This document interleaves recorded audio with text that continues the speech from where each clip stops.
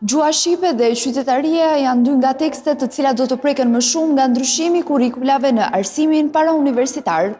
Drejtuesi i Agjencisë së Sigurimit të Cilësisë për arsimin parauniversitar thekson se deri në vitin 2029 po punohet që kurrikula shkollore të parafrohet me standardet europiane, ndërsa në shtator 2026 pritet të hyjë në përdorim tekstet e përditësuara për klasat e para, 6 dhe të 10. Ne do të kalojmë në dy procese. Procesi i parë lidhet me përditësimin e klasës parë 6-10 dhe shpresojmë që në shtator të 2026 ne të kemi të përditësuara rreth 140 tekste të gjitha lëndëve dhe nga ana tjetër do të kemi tekste të reja për qytetarinë dhe gjuhën shqipe në klasën e parë të 6 dhe të 10. Do të ketë element që lidhen edhe me parafrimin në kohë, edhe me ruajtjen e identitetit kombëtar, edhe me transmetimin e gjuhës shqipe në gjithë brezat. Synimi është që nxënësit të jenë më kompetent, të aftë të përdorin gjuhën dhe teknologjinë.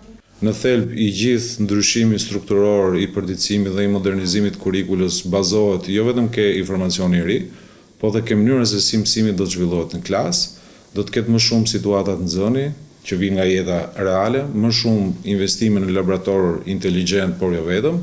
Do të ketë orë praktike, individuale, do të ketë orë projektesh në grup. Ekspertët theksojnë gjithashtu rëndësinë e përshtatjes së këtyre ndryshimeve me realitetin e shkollave në vend.